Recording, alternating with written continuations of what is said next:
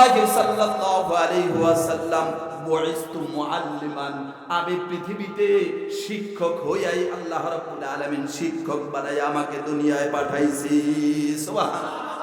তাহলে আপনি যদি একজন কলেজ ইউনিভার্সিটির শিক্ষক হন, তাহলে শিক্ষকের জন্য আমার নবীর আদর্শ আছে না নাই? আপনি যদি একজন ঘরের একজন কর্মকর্তা হয়ে থাকেন, পিতা হয়ে থাকেন, পিতার জন্য আমার নবীর ভিতরে আদর্শ আছে না নাই? আমার নবীজি বিবাহ করছে, আপনিও যদি বিবাহ করে থাকেন, বিবাহের সময় আমার নবীর আদর্শ আছে না নাই? আমার নবী দুনিয়ার জীবনে সংসার করছে, আমার নবীর বিবিরা ছিল, বিবিদের সাথে নবীজি মুহাম্মদুর রাসূলুল্লাহ সাল্লাল্লাহু আলাইহি ওয়াসাল্লাম কিভাবে চলাফেরা করছেন, কিভাবে ঘরটা গুছায় রাখছেন, কিভাবে বিবিরা নবীর সাথে কথা বলছেন, আবার নবীজি বিবিদের সাথে কিভাবে কথা বলছেন। মাঝে মধ্যে তো বিবিদের সাথে নবীজি মুহাম্মদুর রাসূলুল্লাহ সাল্লাল্লাহু আলাইহি ওয়াসাল্লাম মাঝে মধ্যে আবার মজাও করতেন। আমরা তো সব সময় আমরা মনে করি আমি ঘরের একজন সর্দার, আমি ঘরের একজন নেতা, আমি ঘরে আসলে মনে হয় যেন আমার ঘরে একটা বাঘ ঢুকছে। কথা বলেন ঠিক কি না? বাঘ দেখলে যেমন ভয় পায়, ওই স্বামীও অহংকার করে মানুষকে বলে আমি ঘরে ঢুকলে আমার বউ আমার সাথে ডরেও কথা বলে না, এমন ভয় পায় আমাকে। না না, তুমি ঘরের ভিতরে যখন ঢুকবা, তোমার সাথে তো তোমার স্বামী, তোমার স্ত্রী এমন ভাবে কথা বলবে, তোমাকে এমন ভাবে বরণ করে নিবে, তোমার সাথে সমস্ত সুখ দুঃখগুলি তোমার সাথে একবারে খোলাখুলি ভাবে তোমার সাথে কথা বলবে, তোমাকে এমন ভয় পাওয়াতে হয়। এটা তো ইসলামী শরীয়তের বিধান না। ভাইয়েরা আমার, স্বামীর জন্য আছে রাসূলুল্লাহ সাল্লাল্লাহু আলাইহি ওয়াসাল্লামের মাঝে আদর্শ, স্ত্রীর মধ্যে রাসূলুল্লাহ সাল্লাল্লাহু আলাইহি ওয়াসাল্লামের বিবিদের আদর্শ আছে না নাই? কথা বলেন। এই জন্য মুহাম্মদুর রাসূলুল্লাহ সাল্লাল্লাহু আলাইহি ওয়াসাল্লাম বলেন বুইস্তু মুআল্লিমান, পৃথিবীর এমন কোনো কাজ নাই, এমন কোনো বিষয় নাই যেই বিষয়ে আপনি মুহাম্মদুর রাসূলুল্লাহ সাল্লাল্লাহু আলাইহি ওয়াসাল্লামকে তালাশ করলে, রাসূলের 63 বছর জিন্দেগীর ইতিহাস তালাশ করলে আপনার এমন কোন দিক আপনি পাবেন না যেই দিকে আপনি রাসূলের আদর্শ পাবেন না। সকল দিকেই রাসূলুল্লাহ সাল্লাল্লাহু আলাইহি ওয়াসাল্লামের আদর্শ আছে না নাই? সকল দিকে আছে। এজন্য রাসূলুল্লাহ সাল্লাল্লাহু আলাইহি ওয়াসাল্লামের আদর্শ অনুযায়ী আমার আপনার জিন্দেগি পরিচালনা করতে হবে। যদি আমি আর আপনি রাসূলুল্লাহ সাল্লাল্লাহু আলাইহি ওয়াসাল্লামের আদর্শ অনুযায়ী আমাদের জিন্দেগি পরিচালনা করতে পারি, আমি যদি রাসূলের আশিক হইতে পারি, আমি ভুয়া আশিক হইলে তো রাসূলুল্লাহ সাল্লাল্লাহু আলাইহি ওয়াসাল্লামকে চেহারা দেখাইতে পারবো না। কিয়ামতের ময়দানে আল্লাহ রাব্বুল আলামিন যেদিন বিচার করবেন, নবীজি বলছেন আমি নিজের হাতে উম্মতকে হাউজে কাউসারের পানি পান করাবো। সুবহানাল্লাহ। মানুষগুলি দলে দলে একবারে লাইন ধরে হাউজে কাউসারের পানি পান করতে থাকবে। সিরিয়াল আসছে, মানুষ হাজার হাজার কোটি কোটি মানুষ পানি পান করতে থাকবে। আমার সিরিয়াল যখন আসছে, নবীজি আমাকে সরায়া দিলে, যাও যাও। যদি ওই লাইন থেকে আমাকে আপনাকে সরায়া দেয়, তাহলে একটু চিন্তা করেন তো, এই লক্ষ কোটি মানুষের মধ্যখান থেকে দুনিয়াতেই দেখেন না কোথাও যদি আপনি সিরিয়াল ধরেন, সেখান থেকে যদি আপনাকে বাহির করে দেয়, তাহলে কি পরিমাণ আপনার কাছে কষ্ট লাগে। যেখানে নবীজি মুহাম্মদুর রাসূলুল্লাহ সাল্লাল্লাহু আলাইহি ওয়াসাল্লাম নিজের হাতে পানি পান করাইবে, ওই জায়গায় যদি রাসূলের সামনে আসার সাথে সাথে নবীজি যদি এই কথা বলেন, উম্মত যা যা, আজকে আমি নবীর হাতে তোর জন্য পানি নাই, আমি নবীর হাতে তোর জন্য আজকে পানি পাইবি না। কারণ হলো দুনিয়ার জীবনে আমি নবী কত কষ্ট করছি, এই পৃথিবীর জমিনে উম্মতের জন্যই তো আজও রওজা পাকে শুয়া নবীজি মুহাম্মদুর রাসূলুল্লাহ কান্না করে, আল্লাহ আমার উম্মতের আপনি বাঁচান, আমার উম্মতকে আপনি মাফ করে দেন। সেই নবীজি মুহাম্মদুর রাসূলুল্লাহ সাল্লাল্লাহু আলাইহি ওয়াসাল্লামের উম্মত যদি আমরা প্রকৃতপক্ষে হইতে চাই, তাহলে রাসূলের আদর্শের বিকল্প পৃথিবীতে কোনো জিনিস নাই। কথা বলেন ঠিক কিনা? এজন্য রাসূলের আদর্শ কি? আমরা যখন পরস্পর চলাফেরা করব, ভাই ভাই হিসাবে চলাফেরা করব, আমরা যখন চলাফেরা করব, সকালবেলা ঘুম থেকে উঠব, একে অপরের সাথে সাক্ষাৎ হবে, একে অপরের সাথে সালাম করব। সালাম করলে কি হইব? সালাম করলে যে আগে সালাম দিবে তার দিল থেকে হিংসা দূর হয়ে যাবে। হ্যাঁ, যে আগে সালাম দিবে তার দিলের কি হয়ে যাব? হিংসা দূর হয়ে যাবে। আমরা ছাত্রদেরকে শিখাই, বেশি বেশি সালাম দাও, গীবত তুমি ছেড়ে দাও। বেশি বেশি সালাম দাও, গীবত তুমি ছেড়ে দাও। रुखसार से बरका का जरा पर्दा उठा दो, रुखसार से बरका का जरा पर्दा उठा दो, लिल्लाहि मुझे हुस्न खुदा दाद दिखा दो, लिल्लाहि मुझे हुस्न खुदा दाद दिखा दो, मैं दूर हूँ मजबूर हूँ ऐ सैयद आलम, मैं दूर हूँ मजबूर हूँ ऐ सैयद आलम, दीदार देखाते नहीं आवाज सुना दो, दीदार देखाते नहीं आवाज सुना दो, दुनिया में हो दुनिया का तलबगार नहीं हो, दुनिया में हो दुनिया का तलबगार नहीं हो, बाजार से गुजर हो खरीदार नहीं हो, बाजार से गुजर हो खरीदार नहीं हो, सूरज ने दिया अपने शुआ उनको ये पैगाम, दुनिया है आजुब चीज को भी सुबह को भी शाम, दुनिया है आजुब चीज को भी सुबह को भी शाम। আলহামদুলিল্লাহ, ঐতিহ্যবাহী আলিপুর মুন্সিবাদ জামে মসজিদের যুব সমাজের উদ্যোগে আয়োজিত আজকে এই বাৎসরিক ওয়াজ দোয়ার মাহফিলের সম্মানিত সভাপতি, বিশিষ্ট আলেম দ্বীন, উস্তাদুল উলামা এবং আমারও অত্যন্ত মহব্বতের উস্তাদ, যার হাত ধরে আল্লাহ রাব্বুল আলামিন আজকে এখানে বসার মতো আল্লাহ তাআলা সুযোগ করে দিয়েছেন, যিনার অবদানে আজকে এই পর্যন্ত আল্লাহ তাআলা পৌঁছায় দিয়েছেন। আজকের আপনাদের এই এলাকার কৃতি সন্তান, বিশিষ্ট আলেম দ্বীন হযরত মাওলানা ওবায়দুর রহমান সাহেব দামাত বারাকাতুহুম বারাকাল্লাহু ফি হায়াতি, সকলে বলি আমিন।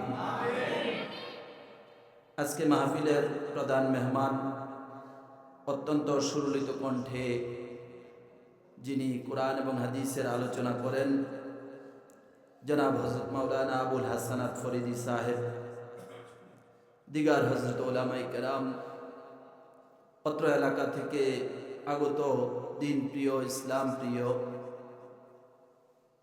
সকল স্তরের ভাই বন্ধুগণ, মুরব্বী বাবাজিরা, যুবক ভাইয়েরা, পর্দার অন্তরালে অবস্থানরতা সম্মানিতা মা এবং বোনেরা, সর্বপ্রথম মহান রব্বে কারীমের দরবারে শুকর আদায় করি যে মহান রব্বুল আলামিন এই কনকনে শীতের রাত্রে সারাদিনের কর্মব্যস্ততার পরে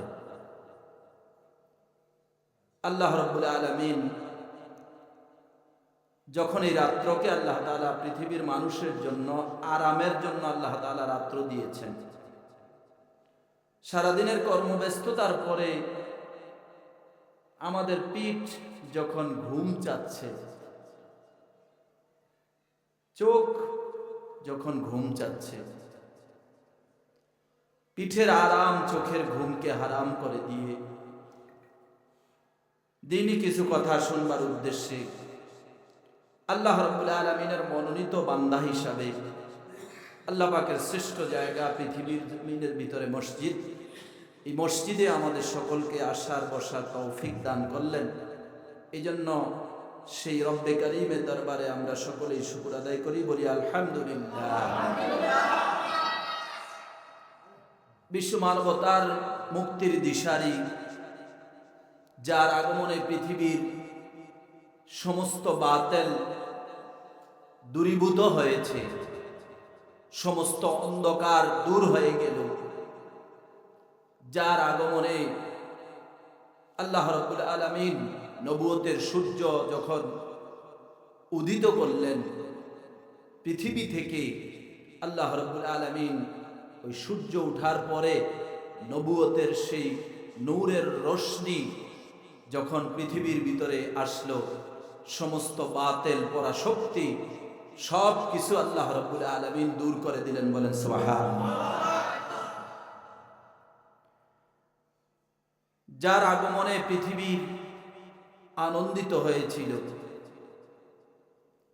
যার আগমনে আসমান জমিন গ্রহ নক্ষত্র সকল কিছুই আনন্দিত হয়েছিল, তিনি আমাদের নবী, আপনার নবী, বিশ্ব নবী মুহাম্মদ আরবি সাল্লাল্লাহু আলাইহি ওয়াসাল্লাম।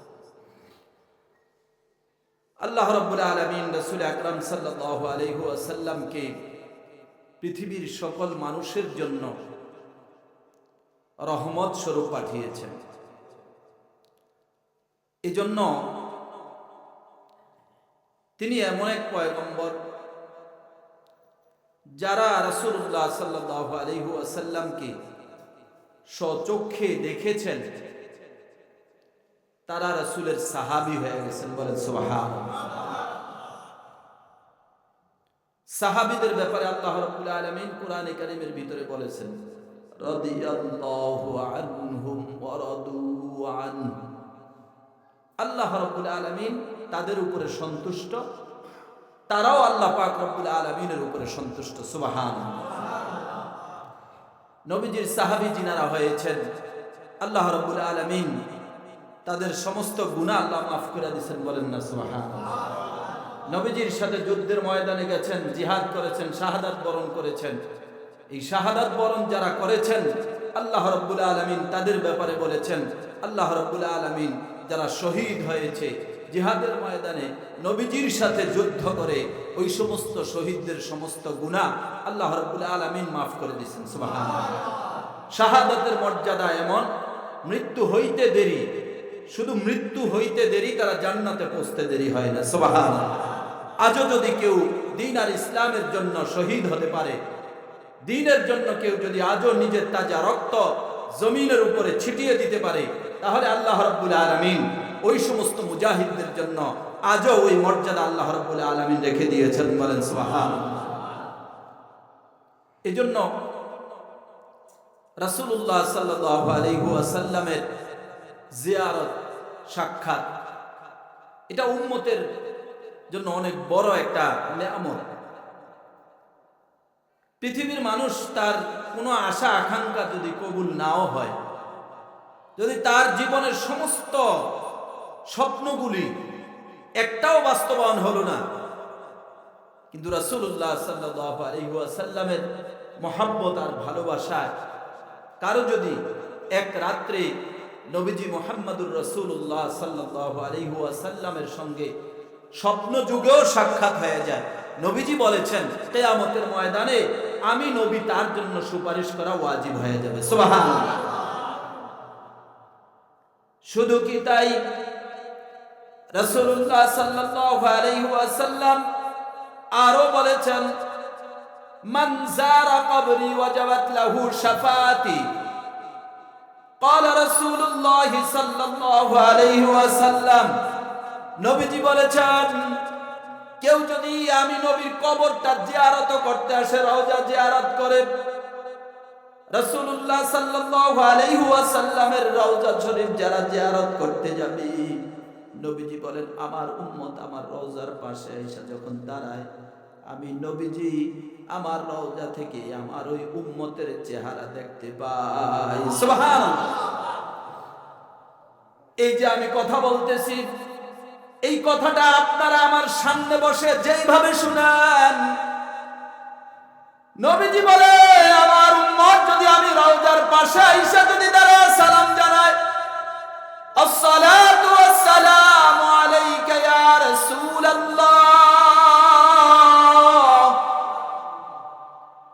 আসসালাতু ওয়াসসালামু আলাইকা ইয়া হাবিবাল্লাহ।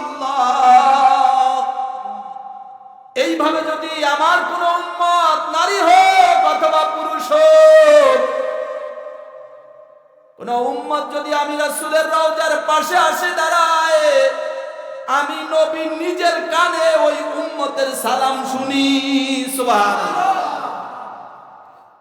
এজন্য আমার ভাইয়েরা, রাসূলুল্লাহ সাল্লাল্লাহু আলাইহি ওয়াসাল্লামের দিদার নসিব হওয়া পৃথিবীর কোন স্বপ্ন যদি আমার জিন্দেগিতে বাস্তবায়ন নাও হয়, যদি একবার রাসূলের রওজার পাশে যে সালাম দিতে পারি, রাসূল ওই চেহারা দেখবে, আর ওই চেহারা দেখা নবীজি বলেন মান যারা কবরি ওয়াজাবাত লাহু শাফাআতি।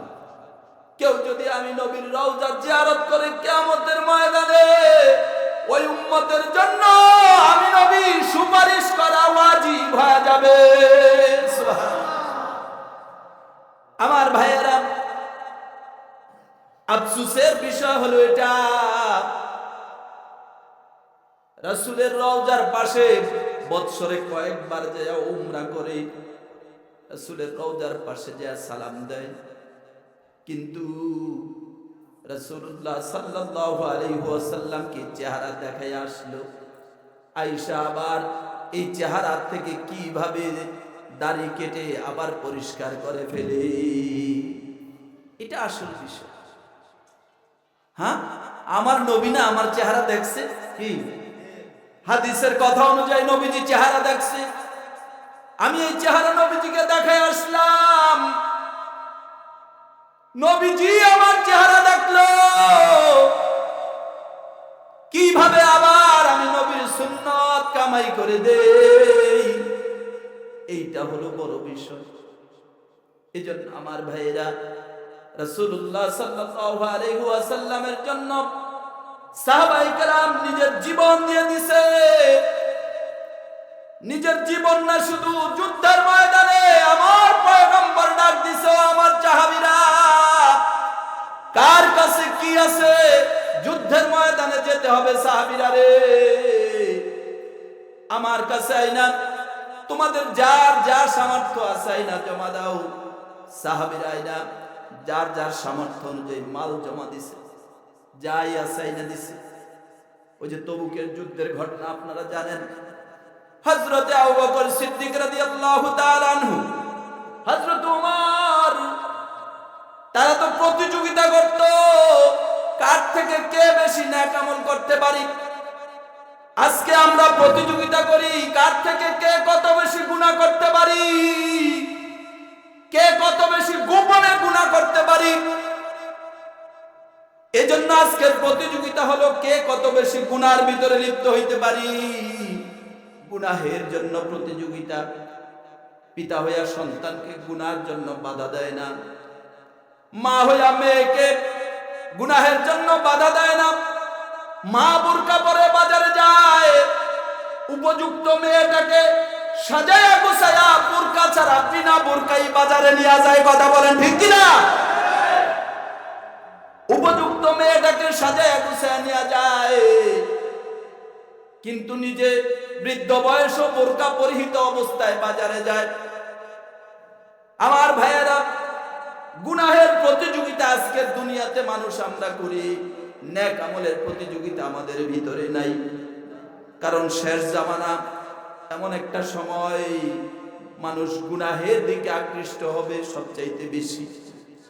জামানা এমন এক জামানা এসে পড়ছে, গুনাহের সকল হাতিয়ার আমাদের সামনে আছে। এই জন্য গুনাহের হাতিয়ার থাকা সত্ত্বেও যারা গুনাহ থেকে বেঁচে থাকবে তারাই হবে সবচাইতে বড় আল্লাহর ওলি। কথা বলেন ঠিক কিনা? ভাইরা আমার, যে কথা বলতেছিলাম, হযরত আবু বকর রাসূলের কাছে আয়না দিয়ে দিছে, ইয়া রাসূলুল্লাহ নেন, আমার বাড়িতে এই সম্পদগুলি আছিল, এছাড়া আর কিছুই নাই, যা ছিল সব কিছু আয়না দিয়ে দিলাম। ভাইরা আমার, রাসূলের জন্য নিজের জীবন দিয়ে দিতে প্রস্তুত। আবু বকর আয়না বলে, আমার বাড়িতে শুধু আমার আল্লাহ আছে আর আল্লাহর নবী আছে, আর কিছুই নাই। সুবহানাল্লাহ, কেমন কুরবানি দিছে রে ভাই! আজকে আমরা সময়ের কুরবানি, মানে সময়টা একটু বাহিরে না দিয়া মাহফিলে আইসা দিন, উলামায়ে কেরামের কথা শুনবো, এটা আমার দ্বারা হয় না। এই কুরবানি পারি না। যুদ্ধের ময়দানে রাসূলুল্লাহ সাল্লাল্লাহু আলাইহি ওয়াসাল্লাম ডাক দিছে, যার যার সামর্থ্য আছে দিয়া যাও। একজন মহিলা কোলের শিশু আইনা দিয়ে দিছে, ইয়া রাসূলুল্লাহ নেন, আমার এই সন্তানটা নেন, দেওয়ার মতো আমার কাছে কিছুই নাই, আপনার জন্য এই সন্তানটা দিয়ে দিলাম। নবীজি বলেন, মহিলা, এই সন্তানটা দিয়ে কি লাভ হইব? এই সন্তান দিয়ে আমি কি কাজ করব? এটা দিয়ে কি হইব? ওই মহিলা বলে, ইয়া রাসূলুল্লাহ, আপনি যুদ্ধের ময়দানে যাবেন, কাফের মুশরিকরা আপনার দিকে তীর নিক্ষেপ করে দিবে, আপনার গায়ে তীর লাগবে, এটা আমার সহ্য হয় না। ইয়া রাসূলুল্লাহ, এই সন্তানটা, কুলের সন্তানটা যখন কাফের মুশরিকরা আপনার দিকে তীর নিক্ষেপ করবে, আমার সন্তানটাকে ডাল বানায়া, ইয়া রাসূলুল্লাহ, আমার এই সন্তানটাকে ডাল বানায়া আপনার শরীরটাকে বাঁচিয়ে দিয়েন। আমার সন্তানের শরীরে কাফেরদের তীর আইসা এফোর ওফোর করে দিবে, একদিক থেকে তীর ঢুকবে, আরেক দিক দিয়ে বের হয়ে যাবে, আমার সন্তান শহীদ হয়ে যাবে, আমি শহীদের একজন মা হব। কিয়ামতের ময়দানে আদালতে কিবরিয়াতে আল্লাহ রাব্বুল আলামিন যেদিন বিচার করবেন, ওই বিচারের আদালতে আমি মহিলা একজন শহীদের মা হিসাবে কিয়ামতের ময়দানে উঠতে চাই। নবীজি, আমার এই সন্তানটা দিয়ে আপনি এই কাজটাই কইরেন। সুবহানাল্লাহ। ভাইরা আমার, আজকে সেই নবীর সুন্নত আমাদের মধ্যে নাই, নবীর আদর্শ আমাদের মধ্যে নাই। আমরা আদর্শ খুঁজি, আমরা সুন্দর খুঁজি মোবাইলের ভিতরে। কথা বলেন ঠিক কিনা? আমরা আদর্শ খুঁজি, মেয়েরা পোশাক খুঁজে কোনটা বললে সুন্দর দেখা যাবে, মোবাইল ইন্টারনেটের ভিতরে আদর্শ খুঁজে।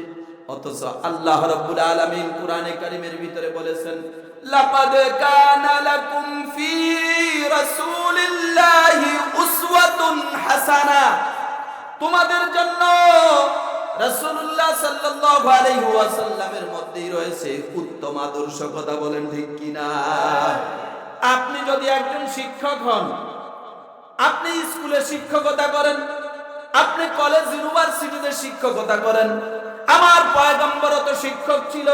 পয়গম্বর বলেছেন, ক্বালা রাসূলুল্লাহ সাল্লাল্লাহু আলাইহি ওয়াসাল্লাম বুইসতু মুআল্লিমান, আমি পৃথিবীতে শিক্ষক হইয়াই আল্লাহ রাব্বুল আলামিন শিক্ষক বানায় আমাকে দুনিয়ায় পাঠাইছি। সুবহানাল্লাহ। তাহলে আপনি যদি একজন কলেজ ইউনিভার্সিটির শিক্ষক হন, তাহলে শিক্ষকের জন্য আমার নবীর আদর্শ আছে না নাই? আপনি যদি একজন ঘরের একজন কর্মকর্তা হয়ে থাকেন, পিতা হয়ে থাকেন, পিতার জন্য আমার নবীর ভিতরে আদর্শ আছে না নাই?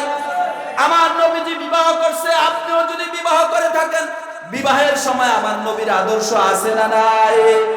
আমার নবী দুনিয়ার জীবনে সংসার করছে, আমার নবীর বিবিরা ছিল, বিবিদের সাথে নবীজি মুহাম্মদুর রাসূলুল্লাহ সাল্লাল্লাহু আলাইহি ওয়াসাল্লাম কিভাবে চলাফেরা করছেন, কিভাবে ঘরটা গুছায় রাখছেন, কিভাবে বিবিরা নবীর সাথে কথা বলছেন, আবার নবীজি বিবিদের সাথে কিভাবে কথা বলছেন। মাঝে মধ্যে তো বিবিদের সাথে নবীজি মুহাম্মদুর রাসূলুল্লাহ সাল্লাল্লাহু আলাইহি ওয়াসাল্লাম মাঝে মধ্যে আবার মজাও করতেন। আমরা তো সব সময় মনে করি আমি ঘরের একজন সর্দার, আমি ঘরের একজন নেতা, আমি ঘরে আসলে মনে হয় যেন আমার ঘরে একটা বাঘ ঢুকছে।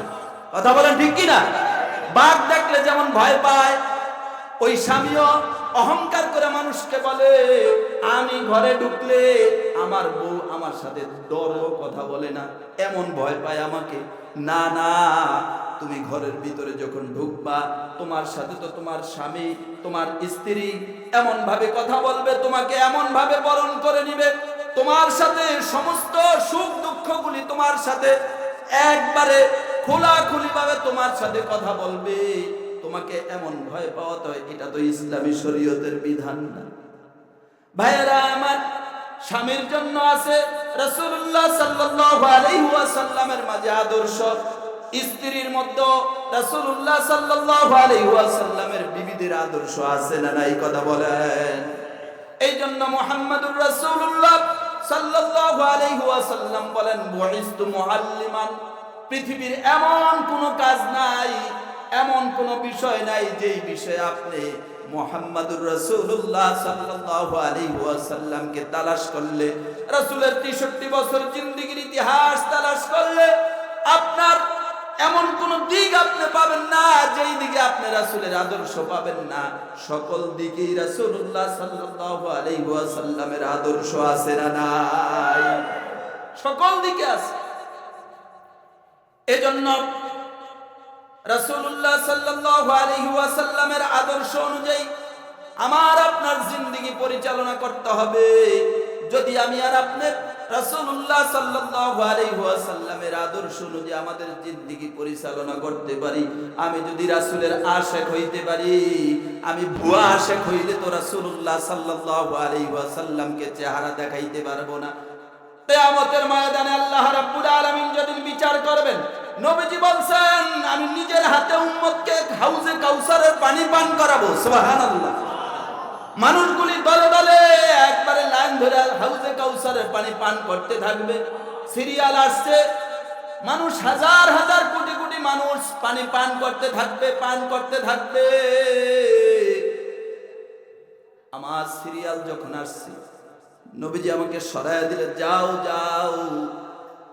যদি ওই লাইন থেকে আমাকে আপনাকে সরায়া দেয়, তাহলে একটু চিন্তা করেন তো, এই লক্ষ কোটি মানুষের মধ্যখান থেকে দুনিয়াতেই দেখেন না কোথাও যদি আপনি সিরিয়াল ধরেন, সেখান থেকে যদি আপনাকে বাহির করে দেয়, তাহলে কি পরিমাণ আপনার কাছে কষ্ট লাগে। যেখানে নবীজি মুহাম্মদুর রাসূলুল্লাহ সাল্লাল্লাহু আলাইহি ওয়াসাল্লাম নিজের হাতে পানি পান করাইবে, ওই জায়গায় যদি রাসূলের সামনে আসার সাথে সাথে নবীজি যদি এই কথা বলেন, উম্মত যা যা, আজকে আমি নবীর হাতে তোর জন্য পানি নাই, আমি নবীর হাতে তোর জন্য আজকে পানি পাইবি না। কারণ হলো দুনিয়ার জীবনে আমি নবী কত কষ্ট করছি, এই পৃথিবীর জমিনে উম্মতের জন্যই তো আজ রওজা পাকে শুয়া নবীজি মুহাম্মদুর রাসূলুল্লাহ কান্না করে, আল্লাহ আমার উম্মতের আপনি বাঁচান, আমার উম্মতকে আপনি মাফ করে দেন। সেই নবীজি মুহাম্মদুর রাসূলুল্লাহ সাল্লাল্লাহু আলাইহি ওয়াসাল্লামের উম্মত যদি আমরা প্রকৃতপক্ষে হইতে চাই, তাহলে রাসূলের আদর্শের বিকল্প পৃথিবীতে কোনো জিনিস নাই। কথা বলেন ঠিক কি না? এজন্য রাসূলের আদর্শ কি? আমরা যখন পরস্পর চলাফেরা করব, ভাই ভাই হিসাবে চলাফেরা করব, আমরা যখন চলাফেরা করব, সকালবেলা ঘুম থেকে উঠব, একে অপরের সাথে সাক্ষাৎ হবে, একে অপরের সাথে সালাম করব। সালাম করলে কি হইব? সালাম করলে যে আগে সালাম দিবে তার দিল থেকে হিংসা দূর হয়ে যাবে। হ্যাঁ, যে আগে সালাম দিবে তার দিলের কি হয়ে যাব? হিংসা দূর হয়ে যাবে। আমরা ছাত্রদেরকে শিখাই, বেশি বেশি সালাম দাও, গীবত তুমি ছেড়ে দাও। বেশি বেশি সালাম দাও, গীবত তুমি ছেড়ে দাও। কিছু না কিছু দোষ আছে, আছে না নাই? নবীজি মুহাম্মদুর রাসূলুল্লাহ যেই সমাজে বেড়ে উঠলেন, কুরাইশ বংশের ভিতরে, ওই বংশের লোকেরা রাসূলুল্লাহ সাল্লাল্লাহু আলাইহি ওয়াসাল্লামকে এমন ভাবে বরণ করে নিলেন, যেই সমাজের ভিতরে বড় হলেন।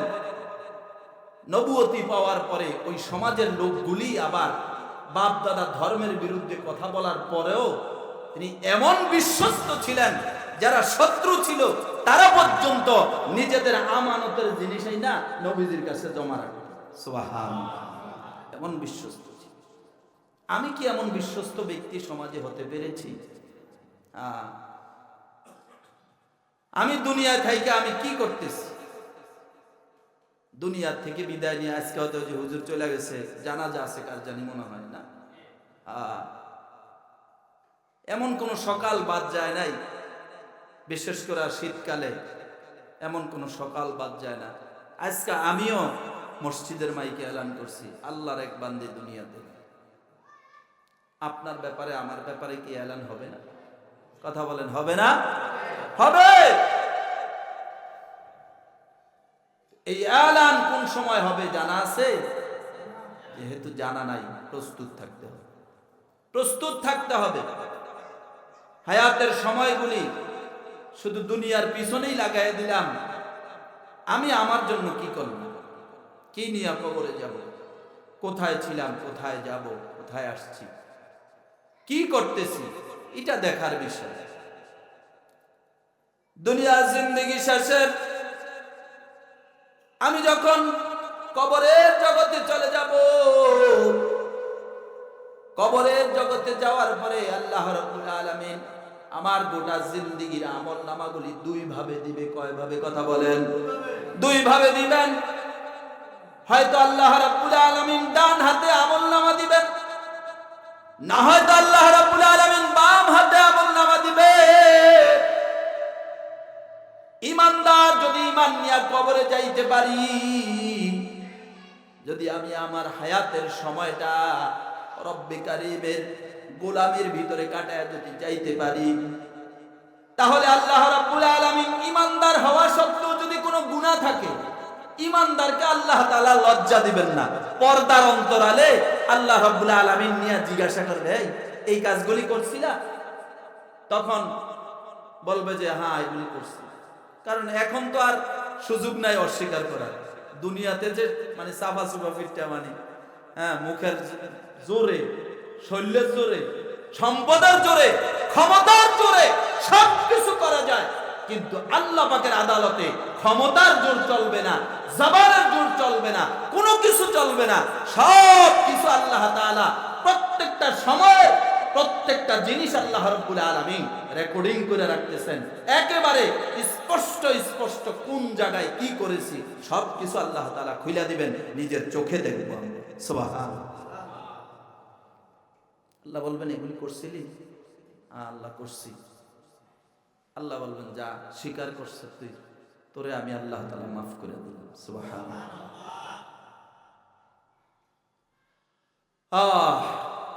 মাফ করে দিয়া আল্লাহ তাআলা ডান হাতে আমলনামা দিয়ে দিবেন, যা মাফ করে দিলাম, ডান হাতে আমলনামা দিয়ে দিলাম। পর্দার ভিতরে দিয়ে দিব আর কি, মাফ করেও দিলাম, পর্দার ভিতরে থেকে যা দিয়ে দিছি।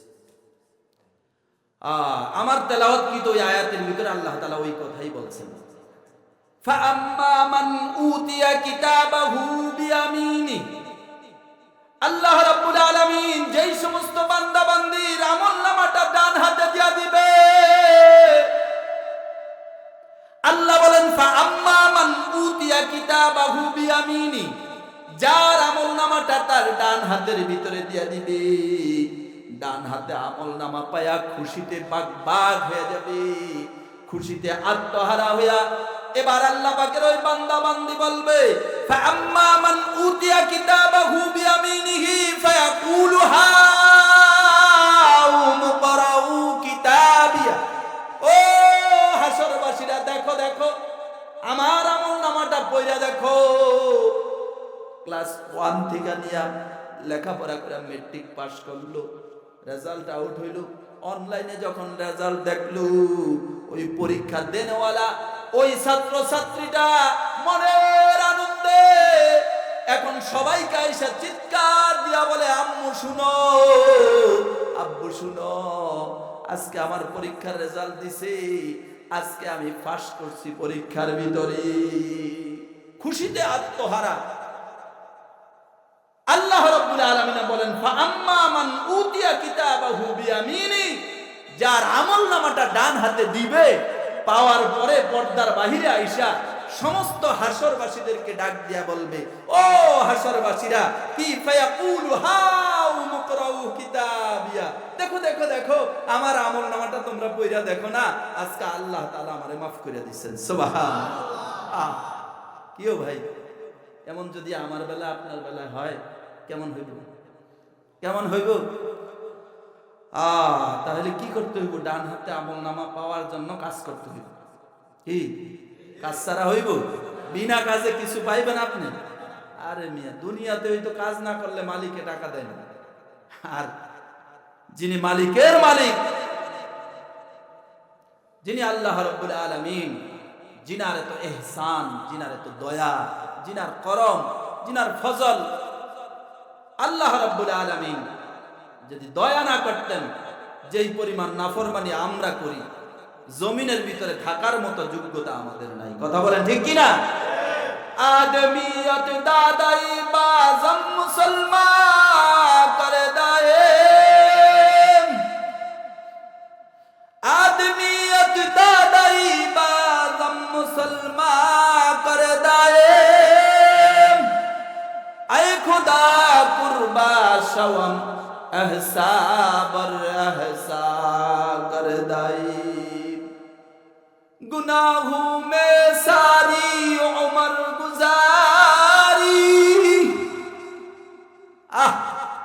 গুনার ভিতরে নিজের জিন্দেগি কাটিয়ে দিলাম, কি করলাম দুনিয়াতে? আমার ভাইরা, এই জন্য কবি বলতেছেন, গুনাহোं में सारी उम्र गुजारी। ওই দিন কুমিল্লা এক মাহফিলে গেছি, যে দেখি মাদ্রাসার মাহফিল, মাহফিলে ছাত্ররা মাদ্রাসাকে সুন্দর করে সাজায়, ওইখানে দেওয়ালিকা লেখে, বিভিন্ন লেখালেখা সুন্দর করে মাদ্রাসা সাজায় মাহফিলের সময়, অনুষ্ঠানের সময়। একটা লেখা আমার দিলে খুব আঘাত করেছে, সেটা হলো, মানুষের দিলে যত বেশি গুনাহ বাড়ে, মানুষের চোখের পানি তত বেশি শুকায়া যায়। কথা বুঝেন নাই মনে হয়? গুনার পরিমাণ যত বেশি বাড়বে, চোখের পানি তত বেশি শুকায়া যাবে, কান্না আসবে না। আজকে আমরা কান্না করতে জানি না, দোয়ার ভিতরে আমাদের কান্না নাই, আমাদের নমনীয়তা নাই, মালিকের দরবারে আমরা কান্না করতে জানি না, অথচ মালিক কান্নারে বেশি পছন্দ। आदमियत दादाई बाज़म मुसलमान कर दाए, ऐ खुदा कुर्बा शवम एहसा बर एहसा कर दाए, दारे पानी की सजावट पर न जा, दारे पानी की सजावट पर न जा, नेकियों से अपना असली घर सजा।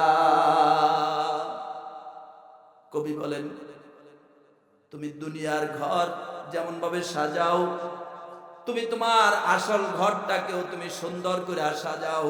আমাদের আসল ঘরের নাম কি? আমাদের আসল ঘরের নাম কি? কবর। ইহা हम सब मुसाफिर है। অসুবিধা হয় আপনার? ইহা हम सब मुसाफिर है, কবর আখির ঠিকানা। ও ভাই, আমরা তো এই জগতে মুসাফির। মুসাফিরের একটা নিয়ম আছে, যে ব্যক্তি মুসাফির হয় তার সাথে তেমন বেশি সামানপত্র থাকে না, কোথাও যদি আপনি ক্লান্ত হইয়া বিশ্রাম নিতে যান কোনো গাছের ছায়ায়, ওই গাছের ছায়ার ভিতরে মুসাফির লম্বা সময় ধরে বিশ্রাম নেয় না। সামান্য সময় বিশ্রাম নিয়া মুসাফির তার আসল গন্তব্যের দিকে আবার ফিরে যায়। কথা বলেন ঠিক কি না? কবি বলেন ইহা হাম সব মুসাফির হ্যায়। এইখানে তো আমরা মুসাফির। এখানে এই যে দালান বিল্ডিং এত কিছু ঘর বাড়ি সুন্দর করতেছি, এটা তো মুসাফিরের জায়গা। এখানে যত সুন্দরই করি চিরদিন আমি থাকতে। সুন্দর কথা মনে পড়লো, আমাদের বয়সের কিছুদিন হইল, মনে হয় এখনো 1 মাস হয় নাই, হয়তো আমাদের আগে 1 বছর আগে ফারেক হয়েছে, দাওরা শেষ করছে। একটা মসজিদে লম্বা সময় ধরে সেই ইমামতি করতেছিল। তো বাড়িতে আসা যাওয়া কম হয়, এই হিসাবে তার সাথে সাক্ষাৎ হয় না। একদিন বাড়িতে গেছি আর তার সাথে রাস্তায় সাক্ষাৎ হয়েছে। ভালো মন্দ জিজ্ঞাসা করার পরে বলল, দোস্ত আমি তো অসুস্থ ছিলাম, লম্বা সময় হাসপাতালে ছিলাম, এখন আলহামদুলিল্লাহ সুস্থ হয়েছে। এই কিছুদিন আগে আমার মেজো ভাই আমারে ফোন করে বলল, পাশের বাড়ি আমাদের যে অমুকের ছেলেটা, ওই যে হুজুর আসছিল, সাধারণ মানুষ যেভাবে বলে আর কি, ওই যে হুজুর আসছিল অমুকের ছেলে মুন্সি, ওনার নাম আবু মুন্সি ছিল। তো বলতেছে যে ওনার ছেলেটা, যে ছেলেটা হুজুর ছিল তোরা সাথে চলাফেরা করত, সে ইন্তেকাল করেছে। আপনি মনে করছেন আমার বয়সের যুবক মরে না? মরে না। কিছুদিন আগেও রাস্তায় নিজের চোখের সামনে পড়ে থাকতে দেখছি, মোটর সাইকেল নিয়ে, হয়তো নিজের বিবি নিয়ে, হয়তো এরকম হইতে পারে, পিছনে মহিলা ছিল, যুবক মোটর সাইকেল চালাইতেছিল, মোটর সাইকেল অ্যাক্সিডেন্ট হইয়া যুবক রাস্তার মাঝখানে, সাথে সাথে যুবকের অবস্থা এমন হয়েছে, এই আমার দিকে তাকান, এইখানের চামড়াটা পুরাটা খুইলা এইখানে ঝুইলা রয়েছে, ঝুইলা রয়েছে। সাথে একটা বাচ্চা ছিল, বাচ্চাটা মহিলা যখন চিন্তা করছে যে আমি তো বাঁচবো না, বাচ্চাটা কিভাবে জানি মহিলা এইভাবে ফিক মারছে, বাচ্চা যে পানিতে পড়ছে কেউ দেখে না, এরপরে বাচ্চা মহিলা ভাইসা উঠছে। এই তো হায়াত, এই তো হায়াত। মুসাফির যত আরামেই করুক না কেন, আসল গন্তব্যস্থান আমাকে কবরে যেতেই হবে। এজন্য কবি বলেন ইহা হাম সব মুসাফির হ্যায়, কবর আখের ঠিকানা। শেষ ঠিকানা হলো আমার আপনার কবর। ওই কবরের ভিতরে আমাকে আপনাকে যেতে হবে কি হবে না? হবে কি হবে না? কেউ আগে যাবে, কেউ পরে যাবে, যেতে হবে। এটা এমন এক জিনিস, রাসূলুল্লাহ সাল্লাল্লাহু আলাইহি ওয়াসাল্লাম বলেছেন, আল কবরু রাউজাতুম মিন রিয়াজিল জান্নাহ আও হুফরাতুম মিন হুফারিন নার। কবর এমন একটা ঘর, এটা কারো জন্য হবে, কবরে দিতে দেরি হবে, জান্নাতের দরজা খুলতে দেরি হবে না। সুবহানাল্লাহ। কারো জন্য কবরে দিতে দেরি হবে, আবার জাহান্নামের দরজা খুলতে দেরি হবে না। কেউ তো ইন্তেকালের পরে জানাজা হইতে দেরি হইছে, কবরে রাখতে এটা সহ্য হয় না, জানাজা দেওয়ার সাথে সাথে লাশ উইরা কবরে চলে যাওয়ার জন্য ইচ্ছা করতেছে। সুবহানাল্লাহ। কারণ ওই যে কবরে দেওয়ার সাথে সাথেই তো জান্নাতের দরজা আল্লাহ তাআলা খুলে দিবেন।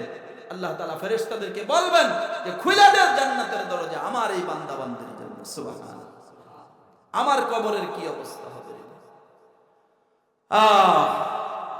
এজন্য আল্লাহ রাব্বুল আলামিনের কাছে সব সময় দোয়া ইস্তিগফার বেশি বেশি করে করা। গুনাহু মে সারি উমর গুজারি, আয় মেরে মৌলা আয় মেরি বারি, हमारी गुनाह से बलर्जे जमीन। খালি কই জগতে সব মানুষ খারাপ মনে করি, আমি ভালা, অমুকে খারাপ হয়ে গেছে, অমুকে খারাপ হয়ে গেছে, অমুকের ছেলে খারাপ হয়ে গেছে, আমি ভালা। আমি ভালা না। আমি আমার ভালো কতটুকু আছি, আমার আমল নামা যখন দেওয়া হবে তখনই ধরা পড়ে যাব। কথা বলেন ঠিক কি না? এজন্য আল্লাহ রাব্বুল আলামিন বলেন ফাআম্মা মান উতিয়া কিতাবাহু বিয়ামিনি। আমি আমার আলোচনাগুলি জুমার মসজিদে করি, আমি ধারাবাহিকভাবে করি। আমি কোরআন শরীফের সূরাগুলি একেবারে ধারাবাহিকভাবে, যেমন সূরা আর রহমান শেষ হয়েছে আমার তাফসীর করা, যা ওই আল্লাহ তাআলা দিয়েছেন। সূরা আনকাবুত শেষ হয়েছে, এখন সূরা হুদ চলতেছে, ৬০ না ৬৫ নম্বর আয়াতের ভিতরে তরজমা এবং তাফসীর জুমার দিনে চলতেছে। আসলে এই যে এখানে বসছি, আমার ওস্তাদ, আপনাদের এই এলাকার সন্তান, ওনাদের দোয়ার বরকতে হয়তো আল্লাহ তাআলা চালাইতেছেন। নিজের কোনো যোগ্যতা নাই, ওস্তাদের দোয়া নিয়েই এই পর্যন্ত চলতেছি, পিতা মাতার দোয়া নিয়ে চলতেছি। মা বাবার জন্য তো কিছুই করতে পারি না। মাদ্রাসায় শিক্ষকতা করে, মসজিদে ইমামতি করে কয় টাকা আর বেতন পাই? মা বাপকে যেই পরিমাণ খেদমত করার দরকার অতটুকু পর্যন্ত করতে পারি না। যেই পরিমাণ করলে মা বাপ খুশি হইতো, অন্তত পক্ষে এই দোয়া করি, আল্লাহ আমার মা বাবা আমারে মাদ্রাসায় দিছে, মাদ্রাসায় পড়াইছে। মা বাপ যদি আমার জন্য কোনো জায়গা জমিন কোনো কিচ্ছু রাইখা নাও যায়, আল্লাহ আমাকে যে মাদ্রাসায় আমার আব্বা আম্মা পড়াইছে, এর বিনিময়ে আমি আপনার কাছে দোয়া করি, আল্লাহ আপনি আমার মা বাবারে মাফ করে দেন। নবীজি বলছেন, কোন পিতামাতার জন্য যদি সন্তান দোয়া করে, পিতামাতার ইহসান ভুলে যাবে রে ভাই? বলতে পারবেন? আপনি যেই বাড়িতে বর্তমান সময়ে অবস্থান করতেছেন, আপনি বলেন আপনার আব্বার কি পরিমাণ শ্রম এই বাড়ি সাজাইতে লাগছে। বলেন আপনি কি পরিমাণ শ্রম লাগছে? ওই আব্বার জন্য কয়দিন আপনার চোখের পানি বাহির হচ্ছে দোয়ার ভিতরে? দোয়া করতে যেয়া আব্বা আম্মার জন্য কয়দিন চোখের পানি বাহির হচ্ছে। নবীজি বলছেন, কোন সন্তান যদি পিতা মাতার জন্য দোয়া করতে যায়, তার চোখের পানি গাল পর্যন্ত আসে, আসতে না আসতে আল্লাহ পাক রব্বুল আলামিন ওই সন্তানের দোয়ার বরকতে পিতা মাতার জিন্দেগীর সমস্ত গুনাহ মাফ করে দেয়। সুবহানাল্লাহ। বলেন, আপনার এই বাড়ি, যেই বাড়িতে আজকে আরাম করে থাকতেছেন, যেই বাড়িতে আপনি বিল্ডিং করতেছেন, এই বাড়িটা এই পজিশনে আনতে আপনার পিতার কি পরিমাণ শ্রম লাগছে? আমি তো এইভাবে দোয়া করি, আল্লাহ আল্লাহ আব্বার জন্য কিছু করতে পারি নাই, আব্বা যদি এই শ্রম দিয়ে এই বাড়ি সাজায় দিয়ে না যাইতেন, আমরা তো শোয়ার মতো জায়গা পেতাম, আমরা শোয়ার মতো জায়গা। জন্য আব্বা আম্মা বড় মূল্যবান জিনিস। কোন দিকে কথা বলবো? এই জন্য আমার ভাইয়েরা, আমাদেরকে পুঁজি জোগাড় করা দরকার। কথা বলেন ঠিক কিনা? পুঁজি নিয়ে আমাদেরকে কবরে যাওয়া দরকার। এই জন্য আমি ধারাবাহিকভাবে কিছু কথা বলতেছি, হয়তো আমার সময় অল্প সময়ের ভিতরে শেষ হয়ে যাবে। এই জন্য কোরআনে কারিমের আয়াত থেকেই আমরা আলোচনা শুনি। তো ডান হাতে আমল নামা পায়া ওই মানুষগুলি আনন্দে সমস্ত হাসরবাসীকে ডাক দিয়া বলবে, দেখো দেখো আমার আমল নামাটা পড়িয়া দেখো, কারণ খুশি হইছে। আল্লাহু আকবার। এরপরে যে কথাটা বলবে, আল্লাহ তাআলা কোরআনে এই কথাটা বলছেন, ইন্নী যানানতু আন্নী মুলাকিন হিসাবিয়া। আল্লাহ রাব্বুল আলামিনের ওই বান্দা বান্দি বলবে, হ্যাঁ আমি দুনিয়ার ভিতরে থাকতে এই কথা বিশ্বাস করতাম, আমাকে তো একদিন আল্লাহ রাব্বুল আলামিনের সামনে সাক্ষাৎ করতে হবে, আমার এই চেহারা মালিকের সামনে দেখাইতে হবে। দেখাইতে হবে কি হবে না? अरे आकल न हो गाफिल, अरे आकल न हो गाफिल, तुझे इस दुनिया से जाना भी है कि एक दिन दिखाया अपना मुँह खुदा को भी सामने है। আল্লাহ পাকের সামনে নিজের চেহারা দেখাই, কিভাবে দেখাবো? মালিকের সামনে আমার চেহারা কিভাবে দেখাবো?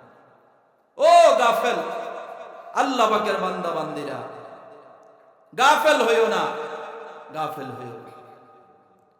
কবি বলছেন, আরে আকল না হো গাফেল, তুঝে সে দুনিয়া সে জানা भी है कि एक दिन दिखाया अपना मुँह खुदा को فأما من أوتي كتابه بيمينه فيقول هاؤم اقرءوا كتابيه إني ظننت أني ملاق حسابيه। হ্যাঁ, ওই ইমানদার ডান হাতে আমলনামায় পায়া এই কথা বলবে, হ্যাঁ হ্যাঁ আমি বিশ্বাস করতাম দুনিয়াতে আমাকে তো একদিন মালিকের সামনে দাঁড়াইতে হবে। আমি ধারণা করতাম, আমি জানতাম যে আল্লাহ পাকের সামনে আমার হিসাব দিতে হবে। প্রতিটা সময়ের হিসাব আল্লাহ পাক রব্বুল আলামিন নিবে আমার থেকে। তোমার হায়াতের জিন্দেগীর সময়গুলি কোন কাজে ব্যয় করেছো। এইজন্য পয়গম্বর আরবি সাল্লাল্লাহু আলাইহি ওয়াসাল্লাম বলেছেন, قال رسول الله صلى الله عليه وسلم لا تزول قدم ابن آدم حتى يسأل عن خمس فيما أفناه। নবীজি বলেন, বনি আদম হাসরের ময়দানে একটা কদম এক জায়গা থেকে তার স্থান থেকে নাড়াইতে পারবে না যতক্ষণ না পর্যন্ত 5টা প্রশ্নের জবাব না দিবে। আল্লাহ পাক রব্বুল আলামিনের হাবিব বলেন, এর মধ্যে সর্বপ্রথম আল্লাহ রব্বুল আলামিন তোমার হায়াত সম্পর্কে জিজ্ঞাসা করবে। আমি আল্লাহ তাআলা তোমাকে হায়াত দিয়েছিলাম, হায়াতের এই সময়গুলি কোন কাজে ব্যয় করেছো? খালি দুনিয়া কামাই করছো নাকি আখিরাতও কিছু কামাই করছো? এজন্য গাফেল হয়ে যাবে না। চিন্তা করছে মরলে যা হওয়ার হোক, দুনিয়াতে যত জোর জুলুম করা যায়, মৃত্যুর পরে যা হওয়ার হোক। কিছু মূর্খতাই কথা বলে মরলে বাস দেব, তারপরে কোনো অসুবিধা নাই। আরে জাহান্নামের ভিতরে বাসও আছে, ওই বাস দিলে তুই নিজেও টিকতে পারবি না। কথা বলেন ঠিক কিনা? মনে করছে এত সোজা, মরলেই শেষ। আইতে আছে সামনে কথা, এত সোজা, এত সোজা না। কয় যে মৃত্যুর পরে যা হওয়ার হোক দুনিয়াতে কইরা লই। দুনিয়াতে সুযোগ দেওয়া মানে কি? আল্লাহ পাক ছাড় দিয়া রাখে, আল্লাহ পাক ছাড় দিয়া রাখে, ঢিল দিয়া রাখে। দেখি করস না তুই কতদূর করতে পারস, কতটুকু করতে পারো দেখি আমি। জন্য গাফেল হইও না, হিসাব দিতে হবে। এই কথা মুমিন মুসলমানরাই বিশ্বাস করে। যে সমস্ত বেঈমান নাফরমান এই কথা বলে মৃত্যুর পরে যা হওয়ার হোক, আরে মৃত্যুর পরে 1 সেকেন্ডের শাস্তি তো তোর কি করা সহ্য করার মতো তোর ক্ষমতা নাই। কথা বলে ঠিক কিনা? দুনিয়ার রিমান্ডে দিলেই তো মিয়া খবর হয়ে যায়, পেরপেরিয়া সব কথা বাইরে হয়ে যায়, যত গোপন কথা আছে। আর 1 সেকেন্ডের আযাব আল্লাহ পাকের, এটা সহ্য করার মতো কোন শরীর তৈরি হয় না। দুনিয়াতে আগুনের ভিতরে আঙ্গুলে 1 সেকেন্ডের জন্য দিতে পারে না। হ্যাঁ, তাহলে আখিরাতে আল্লাহ পাকের আযাব কিভাবে সহ্য? এই জন্য আল্লাহ পাকের ওই সমস্ত বান্দা বান্দিরা ডান হাতে আমলনামা পেয়ে এই কথা বলবে, ইন্নী যানানতু আন্নী মুলাকিন হিসাবিয়া। হ্যাঁ হ্যাঁ আমি ধারণা করতাম, আমি দুনিয়া থেকেই জানতাম যে আমার বিচার হবে, আমাকে তো আল্লাহ তাআলা বিচারের কাঠগড়ায় দাঁড় করাইবে। এজন্য দুনিয়াতে আমি চিন্তা ভাবনা করেই চলছি। আমি কথা বলছি যাতে আমার এক কথায় কোনো মুসলমান কষ্ট না পায়। কারণ কোনো মুসলমানের কথায় যদি কোনো মুসলমান কষ্ট পায়, এটা কাবা ভাঙার চেয়েও আরো বেশি মারাত্মক। কথা বলেন ঠিক কিনা? এজন্য ইন্নী যানানতু আন্নী মুলাকিন হিসাবিয়া। এরপরে আল্লাহ রাব্বুল আলামিন বলেন, ফাহুয়া ফি ঈশাতির রাদিয়া। এবার ওই আল্লাহ পাক রব্বুল আলামিনের বান্দা বান্দির জন্য আল্লাহ পাক রব্বুল আলামিন তার জন্য রাখবি ফাহুয়া ফি ঈশাতির রাদিয়া, একেবারে নিজের স্বাচ্ছন্দ্য মনোপুত, মানে মনে যা ধরে এইরকম একটা জায়গা, নিজের মন মতো একটা জায়গা আল্লাহ রাব্বুল আলামিন তাকে দিয়া দিবি। তার মানে আল্লাহ পাক রব্বুল আলামিন ওই বান্দা বান্দিকে আল্লাহ পাক রব্বুল আলামিন জান্নাত দিয়া দিবে। সুবহানাল্লাহ। জান্নাত দু জগ সে ইয়া রব ক্যা করু, আরজু है मैं तुझे देखा करूं। আব্দুল কাদের জিলানী রহমতুল্লাহ আলাইহি সম্ভবত এই কথাটা বলছিলেন, আল্লাহ জান্নাত দিয়া কি করব, আর জাহান্নাম দিলেই বা কি লাভ? কোনো অসুবিধা নাই যদি জাহান্নামেও দেন আব্দুল কাদের জিলানীকে, কিন্তু সেখানে যে যদি আপনি রব আপনি মালিক যদি আমার সাথে জাহান্নামে দেখা করেন তো আমার জন্য সেই জাহান্নামই আবার জান্নাত হয়ে যাবে। সুবহানাল্লাহ। আর জান্নাত দিবেন আপনি মরলে, বেহেশত দিবেন, কিন্তু আপনি আমার লগে দেখা করতেন না, এই জান্নাত দিয়ে আমি কি করব? হ্যাঁ, দেখছেন কি মোহাব্বতের কথা, কথা কত মোহাব্বতের। জান্নাত দোজখ সে ইয়া রব क्या करे आरज़ू है मैं तुझे देखा करूं।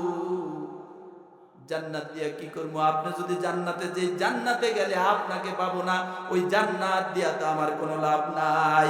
কিন্তু জাহান্নামে দেওয়ার পরেও যদি আপনি মালিক যদি আমার সাথে একটু সাক্ষাৎ করেন, তাইলে আমার ওই জাহান্নাম আর জাহান্নাম থাকবে না। কথা বলেন ঠিক কিনা? ফাহুয়া ফি ঈশাতির রাদিয়া, তাকে তার মন মতো একটা জায়গা, মন মতো মানে কি? জান্নাত দিব। কি দিব? জান্নাত দিয়ে দিবে আল্লাহ তাআলা। এরপরে আল্লাহ রাব্বুল আলামিন লম্বা চূড়া কথা আছে, আমি সাথে গেলাম না। ফি জান্নাতিন আলিয়া, জান্নাতটা যে দিবে কেমন জান্নাত? আল্লাহ রাব্বুল আলামিন তাকে সমুন্নত উঁচু মানের একটা জান্নাত আল্লাহ রাব্বুল আলামিন তাকে দান করবেন। ফি জান্নাতিন আলিয়া, যে জান্নাতের ব্যাপারে সামনে আয়াত আসতেছে, কুতুবুহা দানিয়া কুলু ওয়াশরাবু হানিয়াম বিমা আসলাফতুম ফিল আইয়ামিল খালিয়া। যেই জান্নাতটা দিবে, এই জান্নাতের ভিতরে আল্লাহ রাব্বুল আলামিন বলেন কুতুফুহা দানিয়া, জান্নাতের ভিতরে যে ফলগুলি থাকবে, জান্নাতের ভিতরে জান্নাতি মেহমান বসে থাকবে, চতুর্দিক দিয়ে জান্নাতি ফলগুলি থাকবে। গাছের ভিতরে যেমন ফল ধরলে ফলটা যখন বড় হয়, গাছের ওই ফলটা নিচের দিকে ঝুইকা থাকে। জান্নাতীদেরকে আল্লাহ রাব্বুল আলামিন যেই ফলগুলি দিবেন, চতুর্দিক দিয়ে ফলগুলি সাজানো থাকবে। ফলগুলি শুধু সাজানোই থাকবে না, নিচের দিকে ঝুঁকা অবস্থায়, ঝুলা অবস্থায় থাকবে। সুবহানাল্লাহ।